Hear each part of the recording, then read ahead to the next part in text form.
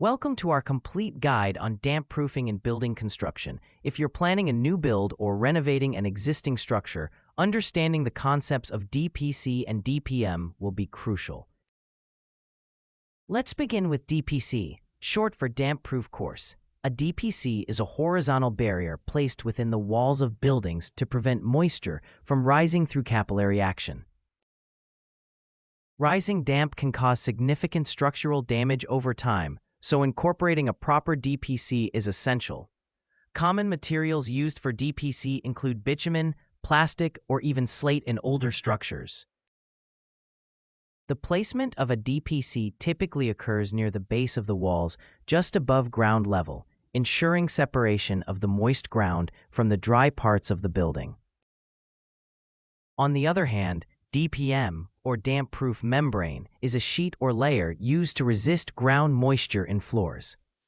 It's like a protective undershield for your building's base, stopping water from seeping through floors. DPMs are generally made from polyethylene and are placed between the structural base and the finished floor, forming a waterproof layer. It's crucial to choose the right materials and installation techniques for both DPC and DPM. Improperly installed damp proofing can lead to long-term issues like mold, structural weakening, and health problems. Regular inspections post-installation ensure the integrity of your damp proofing, as natural wear and environmental factors can challenge its effectiveness over time. Maintenance can save not just financial costs, but also the safety and health of a building's occupants. In summary, DPC and DPM are vital elements of modern construction, providing essential barriers against moisture.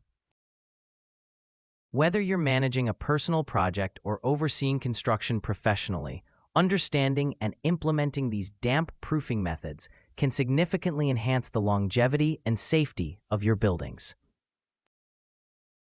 Thank you for joining us on this educational journey. Stay tuned for more building insights and tips.